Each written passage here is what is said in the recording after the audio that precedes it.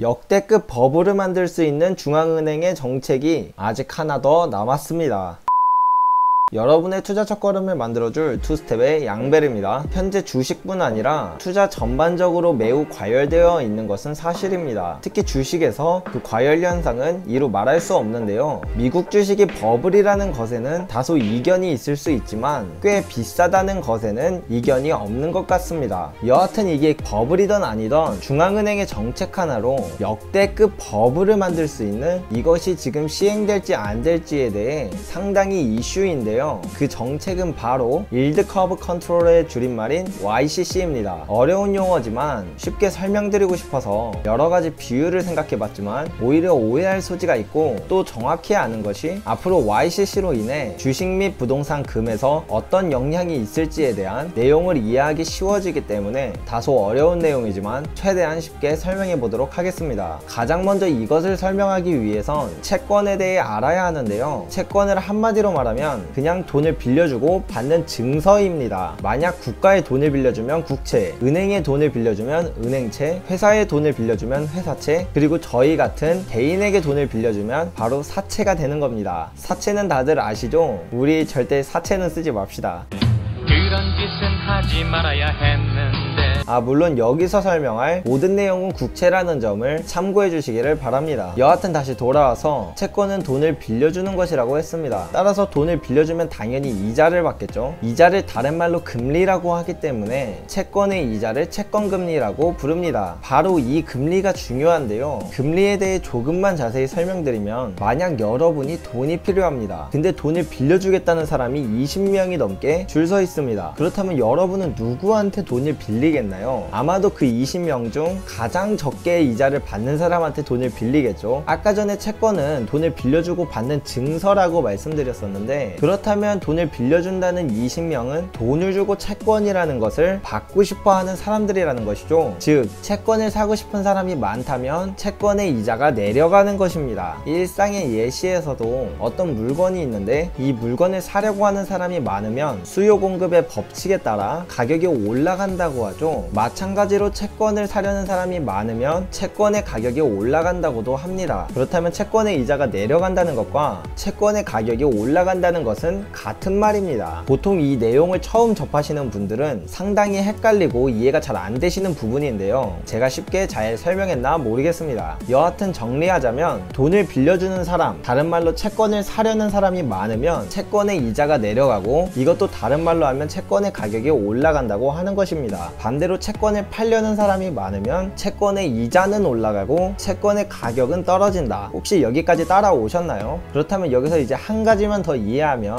YCC까지 이해하는데 무리가 없습니다. 여러분이 만약 어떤 사람한테 돈을 빌려준다고 한다면 한 달만 빌려주는 게 덜 불안하신가요? 10년을 빌려주는 게 덜 불안하신가요? 당연히 한 달만 빌려주는 게 덜 불안할 것입니다. 그러니 만약 10년을 빌려주게 된다면 한 달만 빌려줄 때보다 이자라도 더 받아야겠죠. 그래서 기본적으로 빌려주는 기간이 길어지면 길어질수록 이자도 높아지는 것이 일반적입니다. 그런데 이제 문제는 여기서 발생하는데요. 만약 이제 곧 은행들이 금리를 내릴 것 같은 분위기가 흐른다면 어떨까요? 만약 지금 내가 국가에 돈을 빌려주면 5%의 금리를 받을 수 있다고 가정하죠. 그런데 1년이 지났더니 금리가 많이 내려가서 이때 국가에 돈을 빌려주면 1%밖에 못 받았다고 하겠습니다. 그럼 1년 전에 매년 5% 이자를 10년 동안 빌려주는 채권을 샀다면 현재 은행의 예금에도 1%도 안 주는데 매년 5%씩 따박따박 이자를 주고, 그것도 돈을 절대 안 갚을 일 없는 국가에게 빌려준 것이라면 이 채권의 가치는 얼마나 높을까요? 정말 상당하겠죠. 사람들은 이걸 알기 때문에 금리가 내려갈 것 같은 분위기가 들면 장기로 돈을 빌려주는 채권인 장기 채권을 많이 사려고 할 것입니다. 그리고 반대로 단기로 돈을 빌려주는 채권인 단기 채권은 비교적 덜 사려고 하겠죠. 그리고 반대로 돈을 빌리려는 사람 입장에서는 앞으로 금리가 내려갈 것 같으니까 최대한 짧은 기간만 돈을 빌려주는 채권을 발행하고 싶을 것입니다. 따라서 단기 채권은 팔려는 사람이 늘어나고 장기 채권은 사려고 하는 사람이 늘어나니, 제가 아까도 말씀드렸듯이 채권을 사려고 하는 사람들이 많아지면 이자는 내려가고 팔려고 하는 사람들이 많아지면 이자는 올라간다고 말씀드렸었죠. 따라서 단기 채권의 금리는 올라가고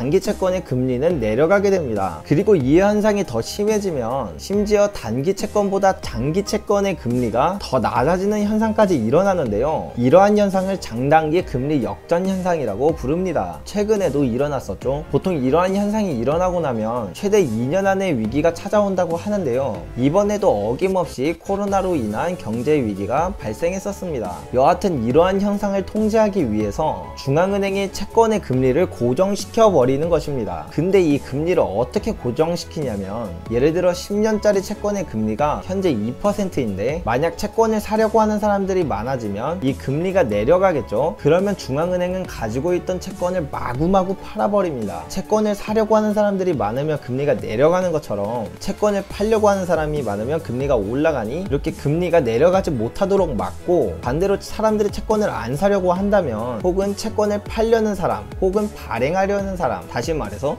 돈을 빌리려고 하는 사람들이 많아진다면 금리가 올라가게 될 테니 중앙은행이 마구마구 이 채권을 사주는 것입니다. 그래서 이 금리를 고정시켜 버리는 것이죠. 그러면 중앙은행은 돈이 얼마나 있길래 채권을 그렇게 살 수 있는지 궁금해 하실 수도 있는데, 중앙은행은 돈을 만드는 곳입니다. 그러니 막말로 종이에 100조라고 적고 주면 그건 진짜 100조가 되는 것입니다. 즉 마음만 먹으면 얼마든지 살 수 있다는 것이죠. 근데 이제 문제는 이 부분에서 발생합니다. 기본적으로 채권에 투자하려는 사람들은 채권의 이자가 내려가야, 아까 말씀드린 대로 채권의 가격이 올라가는 것이기 때문에 이득을 볼 수 있는데, 채권의 이자가 고정되어 버리면 투자하는 이유가 없어져 버립니다. 그러면 채권에 투자하던 사람들은 채권을 팔고 다른 투자 자산을 사게 될 텐데요. 근데 모든 투자 자산 중에서 단일 시장으로는 채권이 가장 크다는 것을 아시나요? 주식보다도 2배 이상이 큰 곳이 바로 채권 시장입니다. 그 말은 무지막지한 돈이 다른 곳으로 이동할 가능성이 높다는 것이죠. 그러면 이 채권에서 빠져나온 돈이 주식으로 흘러가게 되면 주식이 폭등할 것이고, 부동산으로 흘러가게 되면 부동산이 폭등할 것입니다. 그리고 또 다른 문제점이 하나 더 있는데요. 아까 맨 처음으로 돌아가서 지금 말하는 모든 채권은 국채라고 말씀드렸었죠. 국채라는 것은 국가에게 돈을 빌려주면 받는 증서라는 건데요. 정말 중앙은행이 금리를 고정시켜 버리면 정부는 돈을 얼마를 빌려달라고 해도 상관이 없게 됩니다. 이전에는 너무 많은 돈을 빌려달라고 하면 이것을 다른 말로 너무 많은 채권을 만들어서 팔게 되면 채권을 팔려는 사람들이 많아진 것이니 채권의 금리가 올라가는 것이지만, 중앙은행이 채권의 금리를 고정시켜버리고 이 금리가 올라가려고 하면 모든 것을 다 사버린다고 하니 정부는 채권을 아무리 많이 만들어서 팔아도 상관없게 되는 것입니다. 이로 인해 엄청난 돈이 또 정부로부터 풀어질 가능성이 있다는 것입니다. 그러면 채권 시장에서 빠져나온 무지막지한 돈과 정부로부터 뿌려지는 무지막지한 돈이 합쳐져서 어딘가로 흘러들어가는 순간 역대급 버블이 형성될 수 있다는 것입니다. 여기까지 YCC에 대해 이해가 되셨나요? 그러면 여러분이 채권 투자자라면 돈을 빼서 어디에 투자하시겠나요? 사실 이런 저금리 상황에서 YCC가 시행됐던 적이 역사상 단 한 번도 없었기 때문에 역사 속에서 참고할 만한 것이 없습니다. 또한 현재 이 YCC를 먼저 시행한 국가는 유일하게 아직 일본밖에 없죠. 따라서 YCC 이후 빠져나간 돈이 어느 곳으로 흘러 들어가게 되고 어떤 자산이 더 큰 버블을 형성하게 될지는 정확히 알 수는 없지만, 한번 나름대로 유추해보자면 정부가 무자비하게 채권을 발행한다고 했을 때 정부의 재정정책은 곧바로 물가 상승으로 이어질 가능성이 매우 높다 보니 금과 같은 인플레이션 해지 자산이 크게 상승할 것입니다. 그러나 만약 정부가 그렇게 하지 않는다면 역시 대부분의 돈은 주식과 부동산에 들어가게 될 텐데요. 너무나도 무지막지한 돈일 테니 사실 주식의 섹터나 부동산의 종류를 가리지 않고 다 같이 상승하는 그림이 나오지 않을까 생각합니다. 그러나 한 가지 절대 투자하면 안 된다고 생각하는 것은 주식 중에서도 보험회사입니다. 보험회사의 수익 구조 중 가장 큰 부분은 바로 채권 투자로 벌어들이는 수익인데요. 안 그래도 요즘 초저금리로 인해 보험회사들의 수익이 많이 악화되었는데, 만약 YCC까지 된다면 보험회사들의 미래는 더욱 암울할 것입니다. 따라서 보험회사는 좋은 선택이 아닐 테니 일단은 보험회사를 제외한 기업에 투자하시는 것이 좋을 것 같습니다. 앞으로 찾아올지도 모르는 역대급 버블. 그럼에도 저는 개인적으로 주식시장을 계속 비관적으로 보고 있고 벤저민 그레이엄의 가치 투자 철학을 따르기 때문에 저평가된 자산만 사다 보니 YCC가 되더라도 주식에 투자하지는 않을 것 같습니다. 오늘도 구독자님들이 궁금해하실 만한 내용으로 준비해 보았는데요. 정말 어려운 내용이라 최대한 쉽게 설명하려고 했는데 잘 이해가 되셨는지 모르겠습니다. 오늘도 영상 끝까지 시청해 주셔서 정말 감사합니다. 이상으로 투스텝의 양벨이었습니다.